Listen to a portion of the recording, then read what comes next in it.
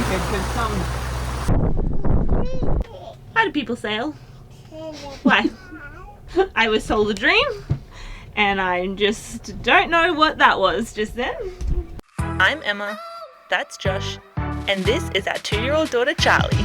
We live on a tiny sailboat called Pixel, and we make videos documenting our journey nearly every single day. You're watching Sailing Uncut. One simple decision made us question whether boat life was truly right for us. We had been staying at Keppel Bay Marina, catching up on work, reconnecting with family, and soaking up the conveniences of being on land. Hi, Turtle. But soon enough, it was time to make a decision. Do we stay another week or continue our journey north? We could see a large weather system forming, the clouds gathering ominously on the horizon. But after much back and forth, we convinced ourselves we could leave and find a safe anchorage for the week. In hindsight, staying might have been the safer option. What followed was our worst sail yet. 6.5 hours of relentless 2 to 3 meter swell and strong winds. Both Charlie and I got seasick and continued to vomit the whole time. Meanwhile, Josh was at the helm, battling the sea alone and navigating us to safety. We finally made it to Port Clinton Bay, a remote area owned by the military and used as a training base, usually a no-go zone for boats to anchor. Thankfully, it was the off-season, so we weren't turned away. Josh skillfully navigated Pixel through the bar crossing, even surfing down a wave at 11 knots.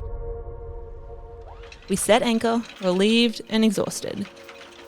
The bay was breathtaking, picturesque mountains, sandy shores, and the promise of a peaceful week ahead. Time to relax, right? But instead, my mind raced with worries. A migraine from all the vomiting took over, and the first day was spent recovering. Then, the fear and doubt crept in. The nearest doctor is still a day's sail away, and we're pinned down by the weather. What if Charlie gets sick or hurts herself? Are we stranded here? What if the anchor drags in the middle of the night? What if another boat crashes into us? So we just have anchored because some old dude by himself just decided to drop his anchor right in front of us. And nearly hit us. Closer than I remember it.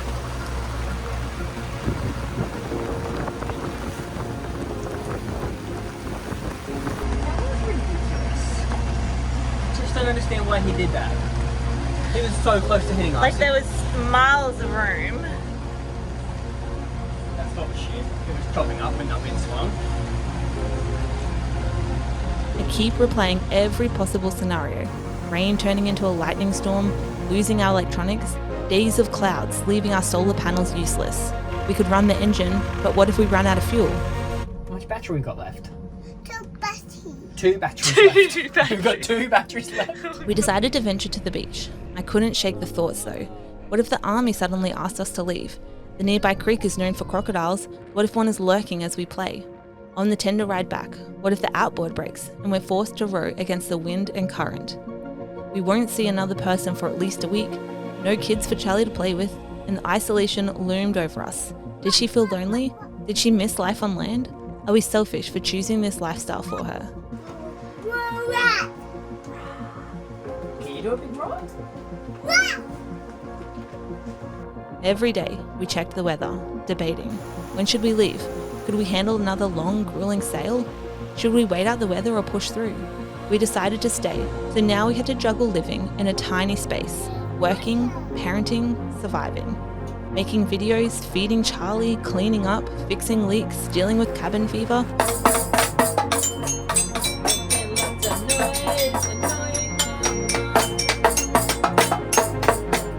Hold on, wind against tide, the boat's rocking again. There's always something to fix, something to check. How much food do we have left? Will we run out of water? Living in constant fight or flight. But what if, just what if, I just let all the worries go? Just for a moment. What if I allowed myself to be present?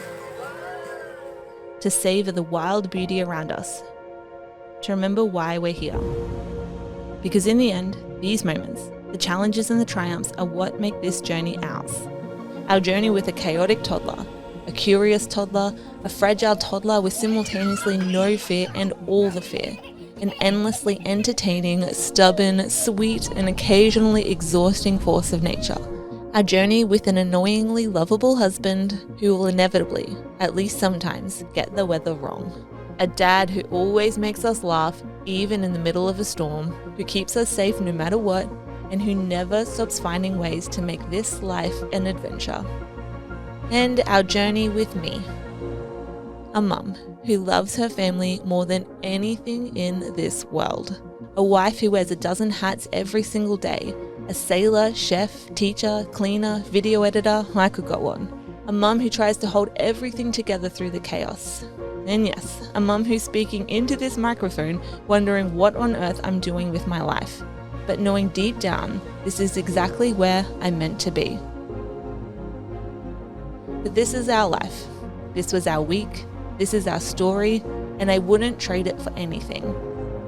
I'm confident that this week will leave the three of us stronger, more resilient, and ready for whatever boat life throws our way. It's a reminder that every storm eventually clears, leaving behind calm waters, breathtaking beauty, and the opportunity to keep moving forward, discovering all the wonders this lifestyle has to offer.